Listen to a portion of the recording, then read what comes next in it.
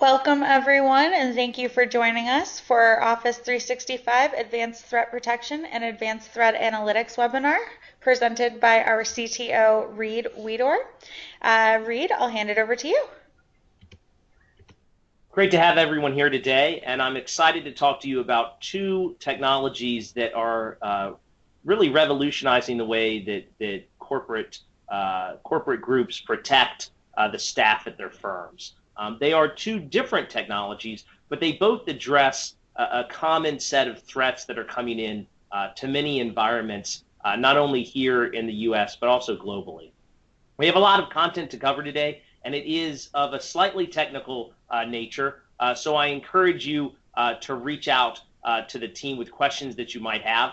If they are technical questions, I'd ask that you hold to the end so that we have enough time to gather those all up in a group and work through that. And one last point, there is a Q&A panel at the bottom of your screen, and if you are seeing that, please do switch over to the presentation tab. However, we will be monitoring that Q&A panel if you do have questions throughout. Thank you. Thanks, Lindsay. So with that, let's get started. So we're first going to talk about Office 365 Advanced Threat Protection. Now, when you think about advanced threat protection, it helps to start with the challenge that it was trying to solve.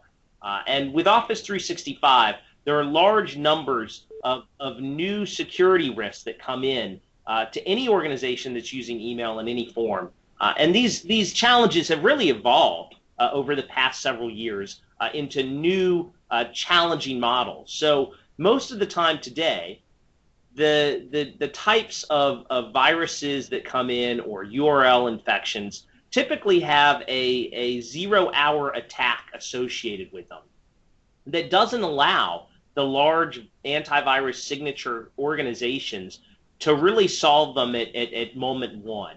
Because when it is a 0-hour attack, it's been deliberately kept secret until that threat has been deployed. Now, because of that, because many of the organizations that are out there trying to keep you safe don't know about the risk, it's only until the first couple of incidents show up that they can actually begin to respond to that. And during that initial time period is when you see a large number of people being infected across the internet. Now, those attacks can come in a number of different ways. They can be short minute-based attacks. They can last a few hours in length.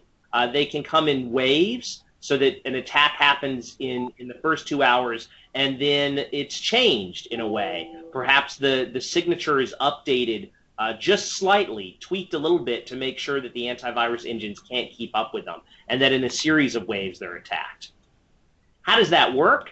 Well, for most organizations that are doing this kind of attacking, the body of the message can't change. It's obviously contained within the message and sent out to folks. But the links within that message, it might link to acme.com / P = 1. That could change to = 2 or 3 or 4 or what have you. And when that happens, the original link, even though it might have been perfectly secure, is no longer secure, which means that a mail that was sent, a minute ago, 10 minutes ago, even a few days ago, where the link was safe, might no longer be safe sitting in the inbox of individuals at your organization today.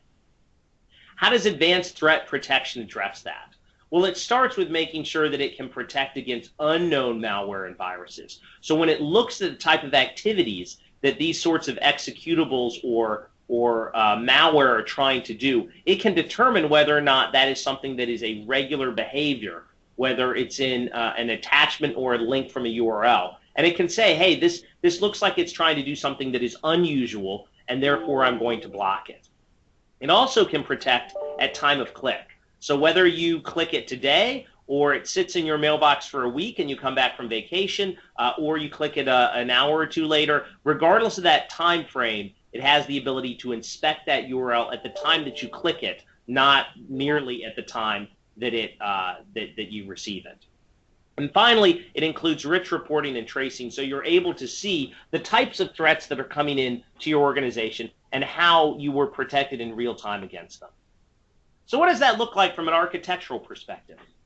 Everyone understands that email gets sent and delivered to Office 365. But once it reaches the Office 365 service, the first pass is to go through a standard set of filters and antivirus engines. So most emails that are spam, for instance, or have an obvious legacy viral attachment would get blocked at that level. And that's just the standard Exchange Online protection. Everyone who leverages 365 can take advantage of that. Where does advanced threat protection comes in? Well, at that stage, if the email has an attachment attached to it, it will actually be moved into a detonation chamber, a virtual sandbox, if you will. And during that, it will allow you to take an action against specifics within that particular executable. So it will actually it'll spin up a virtual machine, it'll run the executable. If it's behaving in a weird way, let's imagine that it's a Word document. If the Word document begins to start to do things, if the PDF begins to call an executable, that's when you would say, okay, this is trying to escalate privileges or it's trying to make a change to the registry. That's unsafe. Let me block that attachment. If it's safe, it goes into the link rewriting feature of advanced threat protection, which looks at all of the URLs within it and rewrites them to be new links, such that when you click on that link today or a week from now, it will go to Microsoft's server before it then redirects to the underlying link that it's supposed to go to. So let's talk briefly about the safe attachments functionality. So how does safe attachments work? It's pretty simple. If there are exploits and email attachments, it's going to block the message. Once that email gets through 365, it will do the standard set of signature-based antivirus protection. If it matches one, it'll knock it out. If it detects that it's spam, it will look at that and say, hey, I think that's spam. And then once it's ready to, it'll actually open the attachment up, just like the end user would be doing inside this virtual sandbox, and see if it takes actions from that, or if it's just a regular Word or PDF document or what have you. What does that experience look like for end users? Well, ultimately, the administrator is the person who's setting this policy, so you can choose what level you wish to implement this technology at.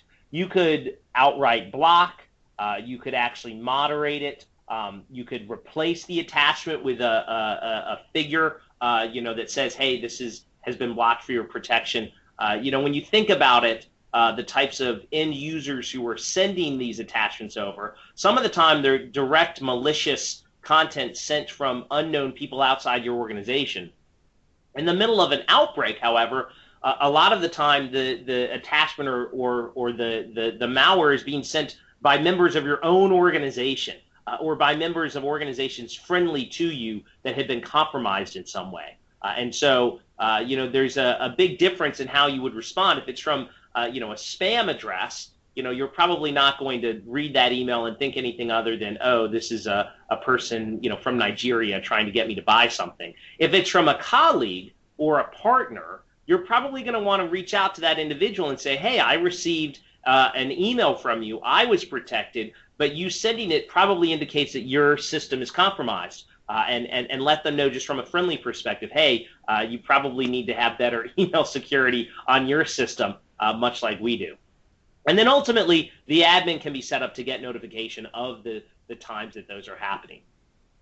One of the things that's interesting about the Office 365 Advanced Threat Protection Service is that a number of improvements have been made over the past 6 to 8 months based on feedback from staff who have been using it all across the world. So the way that the attachment evaluation sandbox works, if I send an email to you and it contains a PDF, let's say, that PDF will be copied to the virtual sandbox, it will be opened, and it will be analyzed. That process can take a few minutes to take place. So if I were to send you a PDF very quickly and you were to open that PDF, it would, it wouldn't be ready yet, and the email would have been delayed.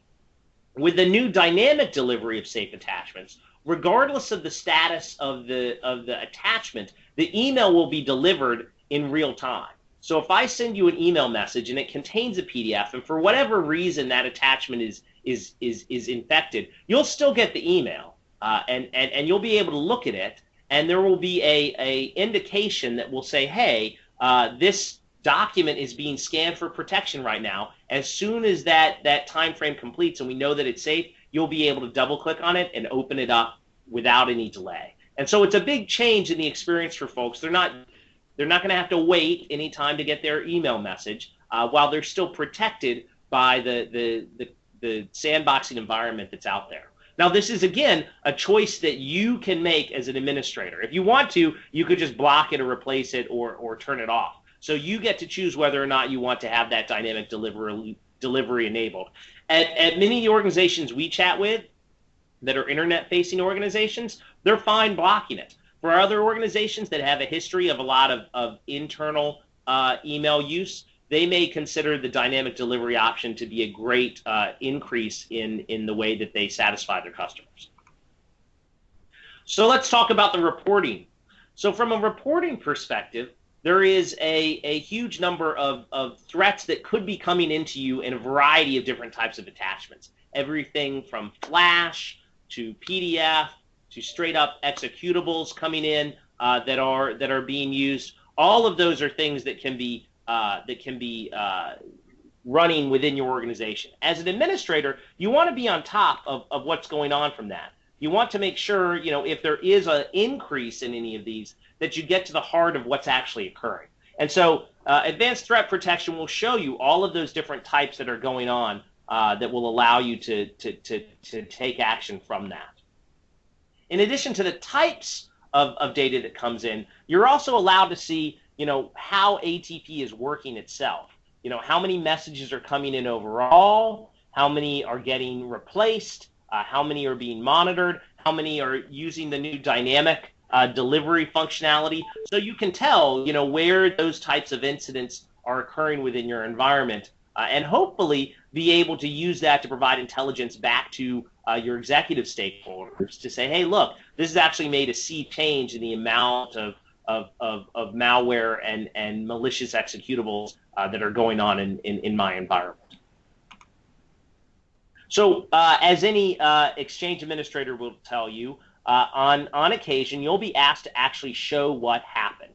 How did this device get impacted, or how did you prevent this from getting further than it was? And the great thing about advanced threat protection is you have the ability now to do a full message trace to see at what stage it was actually removing and changing the attachment itself. So much the same way that you might run a message delivery trace to verify that messages were delivered either outside the organization or inside to various stakeholders, this simply adds another line in that message trace to show when an ATP was invoked and what it actually did. So it makes it really easy to see if you've got folks who are adding these sorts of attachments and sending them off, hey, you need to, let's get back to the heart of how that happened and when did it happen and how did we get to the bottom of it. Ultimately, you can see the attachment going back and being reattached to the full message trace log. So this is especially powerful if you have staff who are saying, hey, I like that you implemented this feature, but I'm concerned about the time that it takes for attachments to be added. On average, how long is that time frame? You can use the new dynamic delivery message trace process to say, oh, it took exactly 4 minutes for the attachment to be re-added back to that specific email. And across the organization, this means that you have the ability to get all of that and look at all of those sorts of information that are going back and forth. So safe links. What are safe links? They're included with ATP, and the important thing about safe links is they help protect you against sites with any sort of bad content in them. And those don't have to be dedicated sites. We've seen a number of examples over the past 12 months where a safe site, a news site, a major manufacturer site, a major retail site, the primary site is perfectly fine, but a sub-site, a couple of links down, it won't be acme.com's homepage that's compromised. It'll be acme.com/support/cgi-bin/test.aspx. And because of that, because that site may have been compromised unbeknownst to the organization that runs it, that vulnerability doesn't exist writ large across the internet until the malicious actor behind the scenes switches the redirection and points that new site to a different site, to a compromised site. I think it's important to note that most of these attacks take place by the safe site that has been compromised redirecting to that compromised site. The site that may be in a foreign country or may simply be a zombie host in your own organization or country. And so it's frequently not the primary site that's the issue. It's where that URL is redirecting to that is the challenge that you have to be able to watch out. So how does safe links protect you from that? Well, first of all, the message is still going to go through all of the standard checks of Exchange Online protection. If you don't have advanced threat protection, it's only going to go through the anti-spam filter, and then it's going to be delivered to you. But if you have ATP enabled, what will happen is in the body of the message, every single link to http://acme.com/CGIBin support, what have you, every link like that will be rewritten to say a safe links address that Microsoft has control over. So the benefit is that when, as an end user, you're clicking on that message, let's imagine you just received the message a minute ago. It'll say the safe links address. You'll click on it. It will redirect you back to that URL. If the URL is safe, then it will simply immediately redirect you. There won't be any change in the experience. Now let's imagine a week into the future. You open that email, you reopen it, or you were on vacation or what have you. If during the week on the back end, the malicious actor swapped that URL redirection to go to a bad site, the Microsoft site that you're clicking on will detect that. It'll notice it, and it'll make a change. So when you see in your email that it's trying to redirect you to this, it'll provide a nice little warning. Hey, this website has been classified as malicious. So it makes it very easy for end users to not have to know anything about the message itself. When they look at the email message, they're not going to notice that it looks any different. When they click the link, it will go to a URL that is a safe URL. But that safe URL will be what will then say, hey, I've noticed that this is malicious. So one of the biggest challenges we have with customers that we talk to that haven't implemented tools like ATP is that it's very challenging to train staff in best practices with security. It's just not something that many staff members at commercial organizations across the country think about on a day-to-day basis. And because people don't think about it, you can tell people till the cows come home, hey, for this message that came in that is from someone you didn't know that just says, hey, click here, or this is cool. Many of us who are in the industry look at that message and instantly think, hey, this is either spam or it's a phishing attempt. I'm obviously not going to click on that link. But a lot of people hear the words, hey, this is cool, or see that it came from a trusted colleague or partner or advisor and think, well, this is from John. John always sends me interesting links. Yes, he normally has better spelling and grammar than in this particular email. But because of his recommendation, I'm going to click on that link. And so this makes it very easy as an IT administrator to say, I don't need to worry if someone does click on that link, even if it's not the same day. If they come back from vacation and there was a big virus outbreak a week ago, it will automatically protect that individual from clicking on a malicious link. Now, ultimately, you do want to be able to see what's going on in your organization. And I will be the first person to say that this is not giving up on telling staff members that they need to protect themselves, because good security behavior is something that extends beyond your corporate organization back to their personal lives. I don't want this person running around with lots of spyware and malware on their home machine, for that perspective. So you do have the ability through the URL trace to look at the individuals who are clicking on those items. So you can see, oh, this was Stephen over in accounting. He clicked on this link again.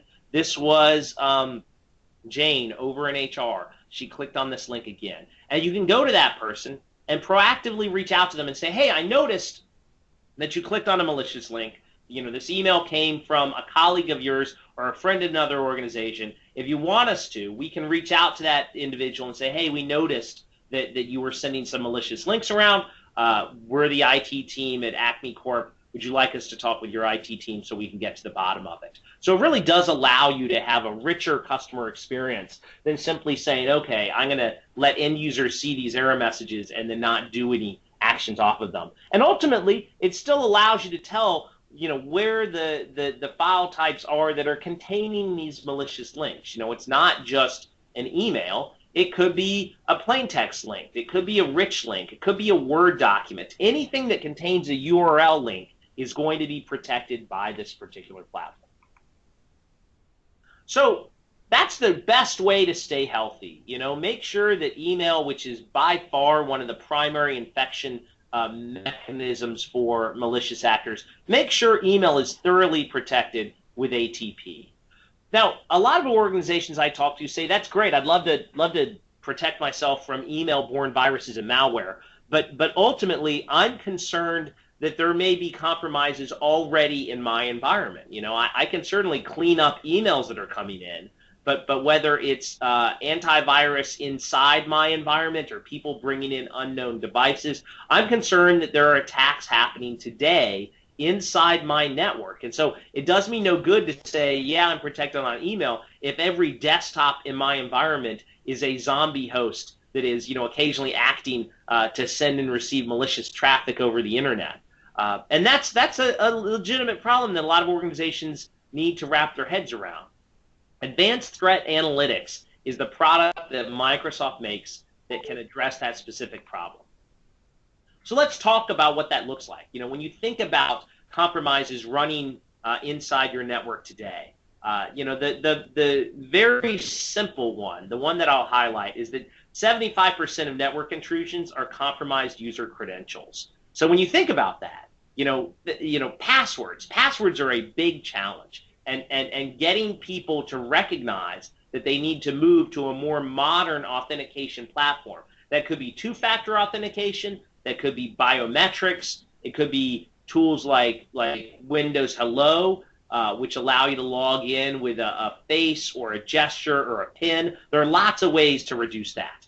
And when I talk to a lot of customers about these statistics, which are pretty sobering, my advice to many of those customers is you need to implement the basics. You need to do the blocking and tackling. You got to use two-factor. It's just a requirement in this day and age. If you're not using role-based access control, you got to use that because you want to prevent people from escalating their privileges. You need to use advanced tools like privileged identity management and privileged account management. And if you're using all of those tools, you're going to be in a much better position than you are today.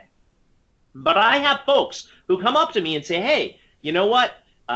Multi-factor authentication sounds great, and I'd love to implement it, but I know it's going to take at least 12 months for me to roll out MFA, not because MFA is challenging to turn on, but just because I got to train all of my staff on using it. Role-based access control, super easy to turn on, doesn't cost a dime.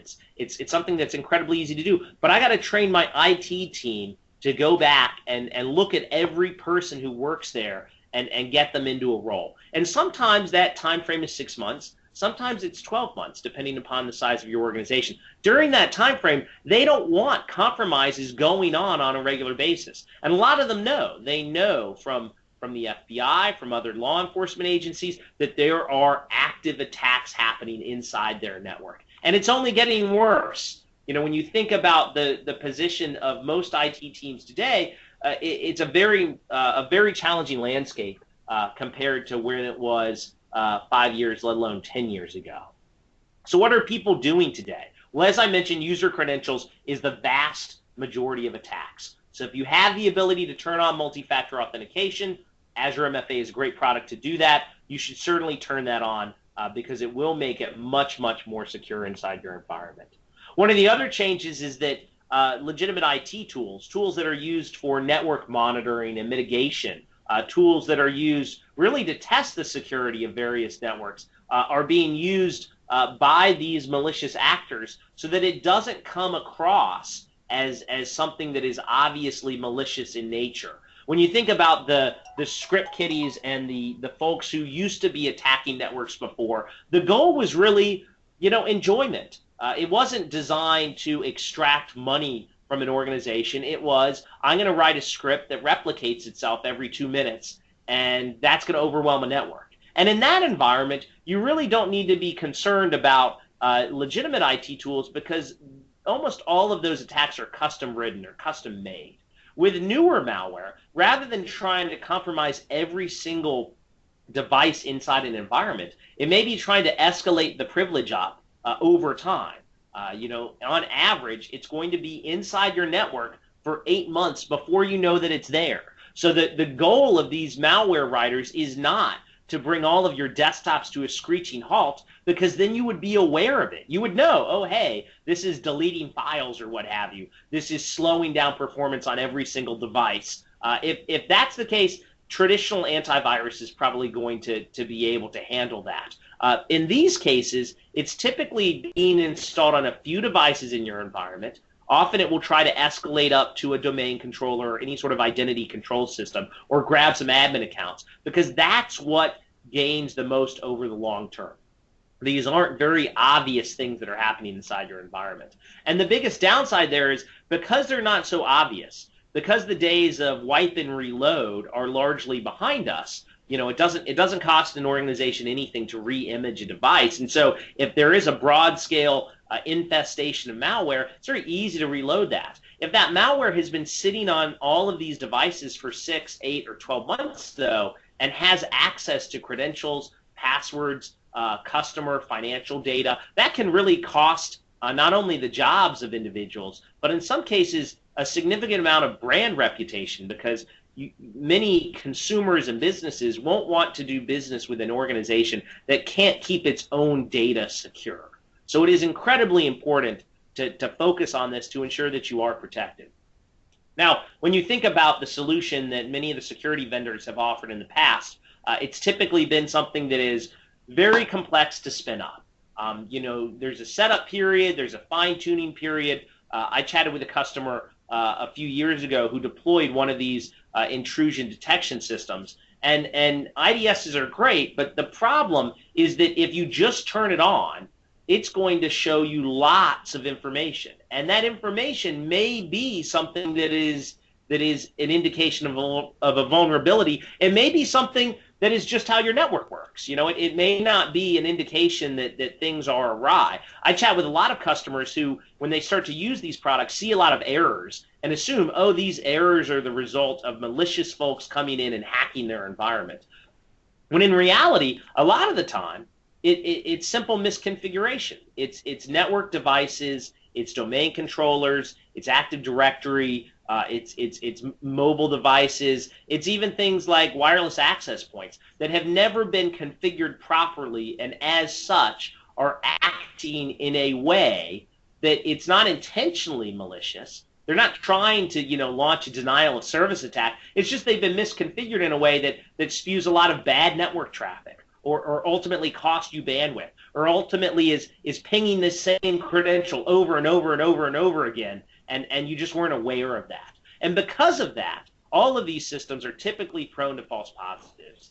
If you spin up one of them and you start immediately running to every person's desk that indicates that there's an activity going on that's malicious, there's no way that you could solve all the problems. And it's not because there are evil, black-hatted, individuals running around trying to compromise every desktop. It's just because things haven't been configured properly, or you haven't baselined it, or you haven't set up the proper rules to imagine what's actually going on.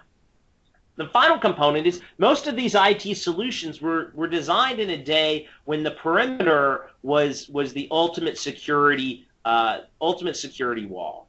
You'd build very robust firewalls. You would assume that everything inside the firewall was safe. You would assume everything outside the firewall was compromised. If there were individuals within your organization that you considered to be risky, you would put multiple firewalls inside your environment. And the problem there is a firewall is not designed to prevent what could be perfectly innocuous traffic from crossing it, and distinguish between that when that traffic is innocuous and when that traffic is malicious in nature. The example I like to use is I worked with a couple of organizations that had Active Directory domains that were fairly large and sprawling. And in order to reduce their risk, they said, hey, let's set up some firewalls between the different areas of our business. And the challenge there is that if a user account was compromised, if a domain admin account was gained, there's no difference between what a regular domain, a healthy, non-malicious human person who is acting as a domain admin would be doing across that firewall boundary versus a malicious person or service that's acting as a domain admin and crossing that firewall boundary. The problem is that they gained access to that. And so, whether they're resetting one or two passwords or making small changes, by that point, you've already lost the war. And so solutions that are designed to protect the perimeter really ignore the fact that most compromises happen from the inside. You have to switch your mindset to one in which you assume that devices are compromised. So let me talk about how advanced threat analytics solves this problem. So it's a solution that is designed to prevent these sorts of attacks from causing damage. How does it do that? A good comparison is credit card companies. When you go out and purchase something, you are assuming that your credit card company is performing some sort of risk mitigation on the back end.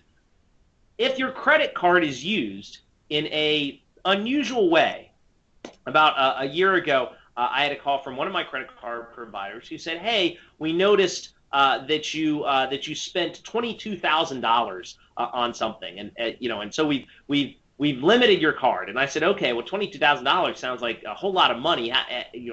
Why didn't it get canceled, immediately?" And they said, "Well, $22,000 is actually $2. This is 22,000 Colombian dollars, and so someone purchased something in Colombia with your credit card." And so, we canceled it. We reverted the charges back so that there's no bill for you. That's how credit card companies work. They look at behavior. That's geographic-based behavior. That's purchasing behavior. And they look for outliers. And if they have an outlier, if they say, hey, you purchased something in a place that you've never been to before, and you hadn't purchased plane tickets before, or you hadn't gotten on a train, or you hadn't filled up your gas in a gas station on the way to this location, we might block it. And we might give you a phone call back in a few minutes and say, hey, we noticed that you were purchasing here. Is that you? That's what advanced threat analytics does for an organization, for the IT group inside your organization. It uses behavioral analysis to look at all of the different, not only staff members, but end user devices at your organization.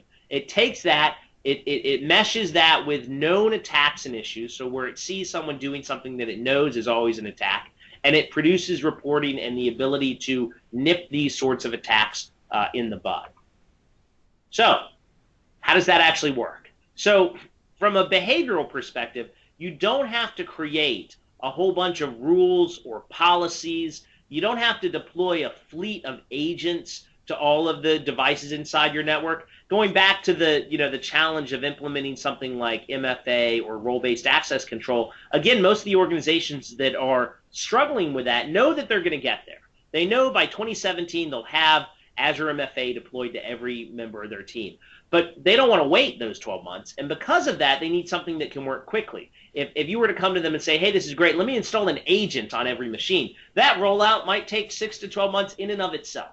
And so not having to rely upon those complex rules or policies or the deployment of agents to every single end user device means that you really can get up to speed much more quickly with this. This is not something that takes 2 to 3 months to baseline to get working. As soon as you have it in your environment, you're going to be able to get intelligence from it. Another big benefit is that it changes in real time based on what are happening in your own organization. So if your organization makes an acquisition, if you lay off some folks, if you hire a large number of people, if people act in different ways within the organization, ATA is going to adapt. It's not going to automatically start spewing alerts at you. And importantly, it's going to allow you to see a clear timeline of the attack inside your environment. So rather than having a set of very impenetrable text that you have to parse through to figure out, it breaks it down very clearly in a graphical way how attacks are happening inside your environment. And that's the goal, because ultimately, whether it's an intrusion prevention system or a detection system or one of these other security solutions, having false positives every single day eventually makes the IT administrator or the security administrator immune. They see something, they say, well, every day I've been alerted about this particular item. Because of that, they let malicious activities take place because they're just used to seeing it. And that's where ATA really can benefit you. So I mentioned that it's fast. I mentioned that you can get that working very quickly. How does it do that? It actually looks at Active Directory traffic within your environment. So the way that it connects is via a direct network connection to the traffic inside your organization, and it can be hooked into any sort of existing event monitoring system that you have just to monitor those logs. So that's a great way of increasing the speed there. It's also learning in real time, so it's not something that's static. You're going to be able to get new threats and new information. When a new threat is determined outside of your organization, a new attack vector, that will be fed back into the ATA engine to allow you to take advantage of any organization that happens to be the first attack vector of its kind.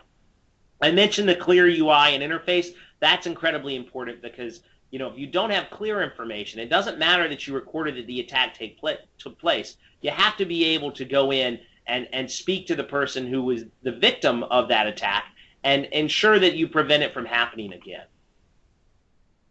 So it does support all devices within your corporate perimeter or mobile devices. As long as they're authenticating and authorizing to your Active Directory, you're going to be able to use ATA.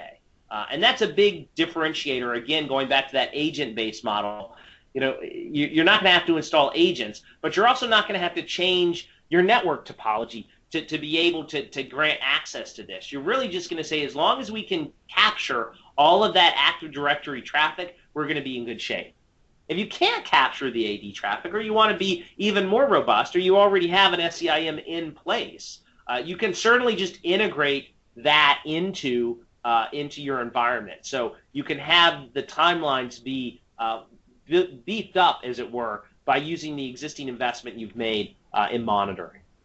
And from a deployment perspective, you have the ability to run this either on physical hardware or VMs. Because it uses port mirroring, it's very easy to stand up and connect into your network. And as I said, it doesn't alter the network topology that you have in place. So let's dive a little bit deeper into how it actually works. So after you've installed it, it's going to grab that traffic from AD or SCIM, and it's going to forward that into ATA. And that's via a port mirroring. So it's a simple network change to say that on this particular network switch, if you've got 2 or 3 core switches, you choose one port, you say this port will mirror all of the traffic on the rest of it, and I'm going to forward all of that traffic back to advanced threat analytics. The best part is that's completely invisible to the people who are attacking you. If it is a very malicious or an individual who's savvy about what they're doing, if they notice you taking actions, they're going to either back off or change the way that they're attacking you. With advanced threat analytics, there's no indication when you drop it in that you're making any sort of change to the environment that the attacker would be able to look at. Now, once it gets that traffic, it begins to start that learning process and looking at the behavior of the individuals in your environment. And that process is something that it needs to use to identify that normal behavior. It's not something that you're going to turn on and 20 seconds later you're going to start getting information out. But as people authenticate, as the individuals in your environment begin to start to access resources, log into different services, as your domain admins and lower level admins begin to take actions, it's going to start to build up that knowledge repository of what that looks like. And that extends to people, opening files, accessing network data. All of that is included within it. Then the detection process begins. And from a detection process, it really is going to look for behaviors that look different than what it looked at originally. So it can say, hey, this particular entity is behaving differently than it did a week ago. or a day ago.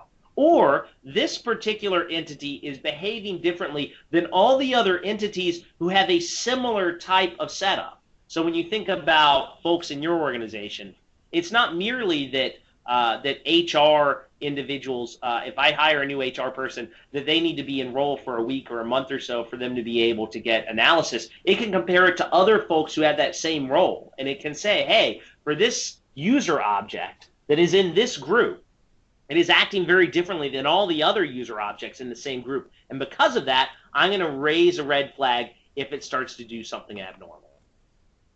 Finally, it has to alert you.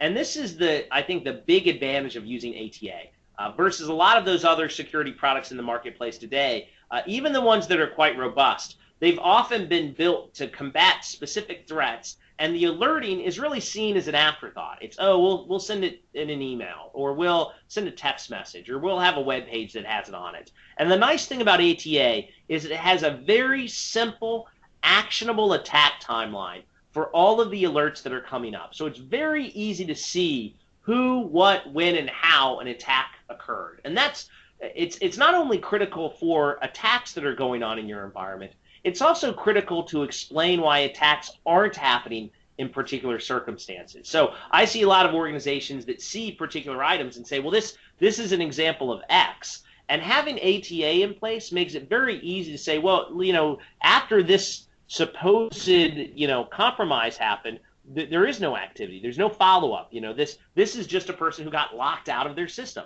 versus a malicious actor who's trying a denial of service attack or a brute force or a patch the hash attack. And for every type of those attacks, ATA provides a simple recommendation for how to investigate and remediate. And for a lot of organizations, even organizations with very savvy security people, you say, hey, this is a patch the hash attack. And they get excited.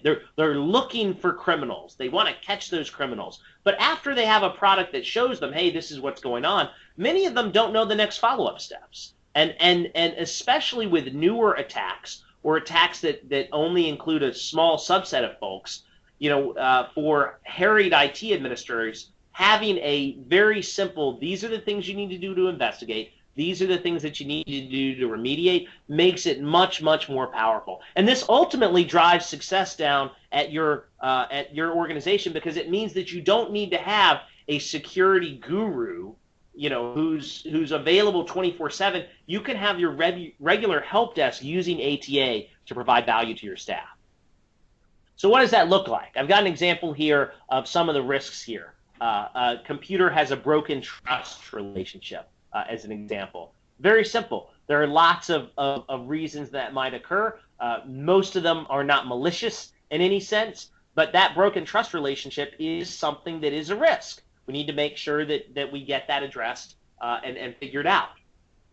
There are lots of security issues and risks that need to be addressed before you go to the level of malicious attacks of abnormal behavior. And that's something, again, I work with organizations all the time. When you think about what's causing those sorts of things, it's often just a lack of attention to detail or that the IT team has pressures elsewhere. We work with a lot of organizations that do Active Directory migrations, and in a vast majority of them, if Active Directory is left unguarded, if no one's making sure to prune old objects, user accounts, computers, you name it, you end up with a situation where there is a huge amount of risk from these things running around, from old accounts that had privileged credentials, for instance, or old computers that could be renamed. Those risks are things that you want to address before you focus in on the truly malicious actors. Then ATA can go to all of the standard malicious attacks, things like brute force or golden ticket, forging certificates, or patch the ticket, or patch the hash. All of those are very specific attacks that today's malicious actors can use in your environment. And if that's happening inside your environment, you need to take action immediately. It's not something that you should be waiting on.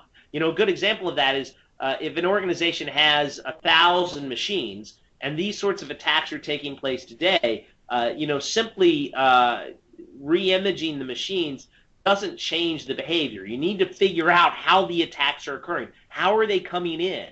How are they getting a foot in the door? how are the first machines being compromised. And to do that, you have to have something like ATA to show you how that process begins.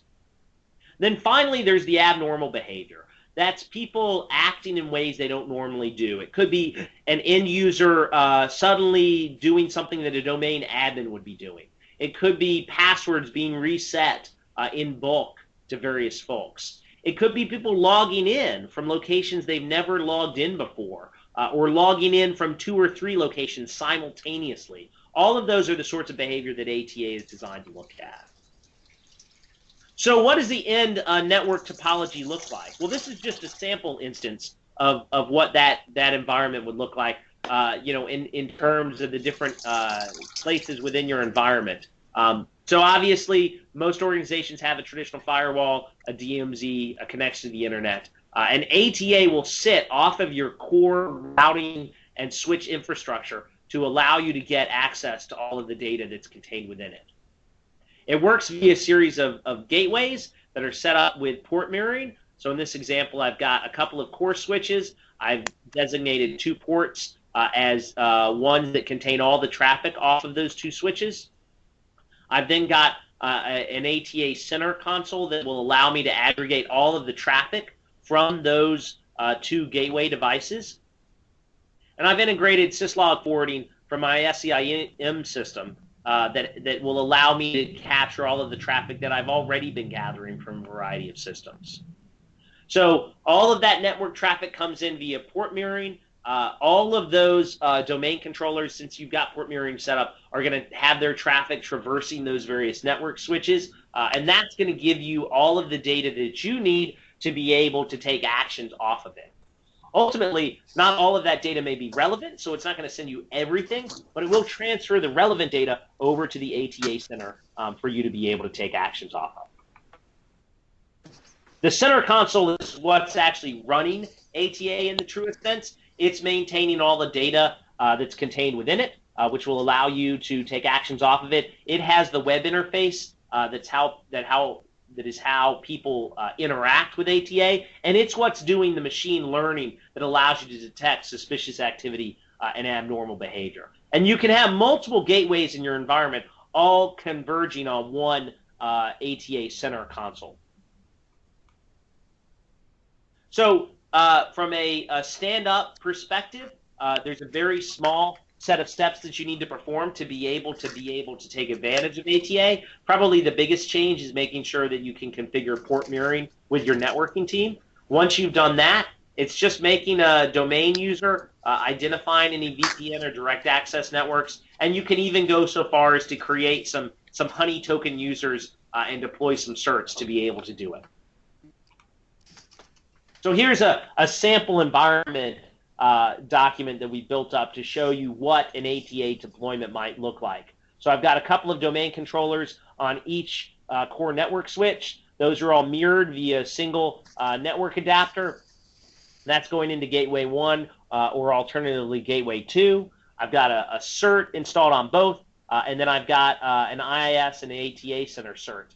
And that's it. You know, this is not a huge amount of infrastructure required to be able to provide you with the ability to start taking action today. So I know that we're getting close to the end of time, and I wanted to make sure that we had enough time to have questions on the ATA product, and so I wanted to leave it there. Lindsay, did we have some questions? We do. One was just actually put in the chat box. Can ATA solution be used on a cloud environment, Azure?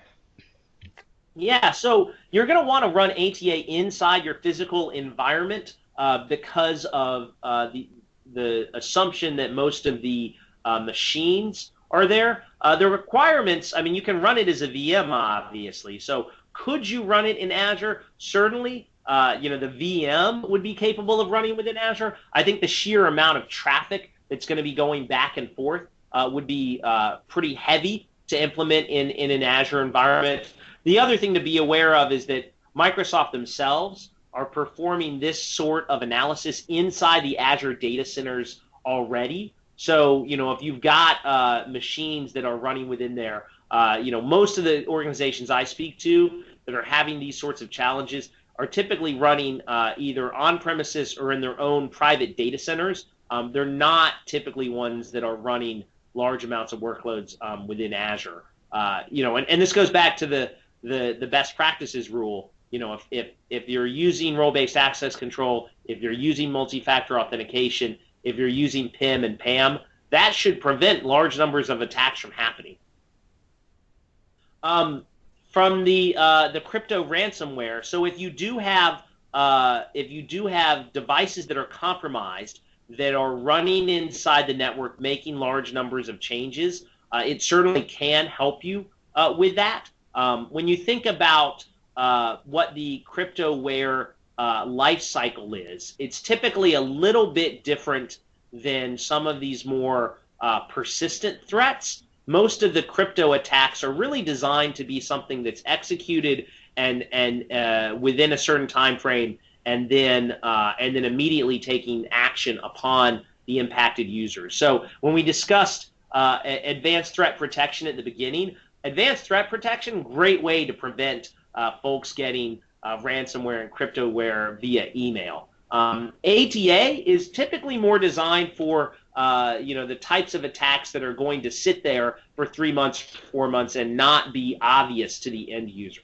So although you certainly could use it in real time to help prevent against that, I would argue that there may be lower or lighter weight items that you could deploy to reduce the chance of those attacks working. MFA is a great example of, if you have MFA deployed, it's likely that you're not going to be able to have any sort of cryptoware or ransomware attack execute in your environment, because you need a second factor to execute those processes. So from a pricing perspective, the pricing of ATA and ATP are a little bit different. There is a suite, the Enterprise Mobility Suite, that I would encourage you, if you're interested in ATA, that's the best, most efficient way for you to get pricing for that. And you or your Microsoft rep will be happy to walk you through the pricing of EMS. For advanced threat protection, it's included in the Office 365 E5 SKU, so that would probably be what I would recommend there to obtain the best pricing. So EMS for ATA and E5 for the advanced threat protection. On the MFA front, and MFA is included in EMS as well. All the major phones today, iPhone, Android, Windows, all have MFA clients that can be used. From an end user or an end application support perspective, almost all of the new apps that are being brought to market today use what is known as modern authentication, and in that case, you do not need to have any sort of app password to be able to take advantage of it. There are a few legacy apps on a few platforms that require a app password, but for speaking here at New Signature, we do not use app passwords for the folks using those different devices. So I know a few applications that may require it, but certainly within the next 6 months, those are going away. And from an app password perspective, an app password is not insecure. It's merely not as secure as MFA. So if you were to move 100% of your staff to MFA, and 5% or 10% needed to use app passwords for 6 months or so, you would still be in a far stronger security position than not deploying MFA. So I know we have these webinars coming up in the future, so I would encourage everyone here to vote on what would be most interesting to you for a future webinar, because we respond in real time to your feedback, and we always want to make sure we're providing a lively session. If you have any other questions or concerns, don't hesitate to reach out to either your Microsoft account rep or us here at New Signature. We're happy to show off what all of these functions look like. We leverage many of these tools ourselves, and so can speak to the direct efficacy of tools like advanced threat protection, because it keeps us safe every single day. Great. Thank you so much, Reed. Everyone who participated, we truly appreciate your presence here with us. Keep in touch with us. Let us know if you do have questions that come up, and we are happy to answer those. And if you did not feel comfortable or think of something after the webinar, you can reach out and we will make sure to get that to Reed or someone else who can answer your question. Again, if you have not yet already, please do take the poll that is currently on the screen, and we look forward to having you at future webinars. One last item, we will be sending out the recording as part of the follow-up to this webinar, so if you want to share that or look through it, it will be posted. Thank you so much and have a nice day.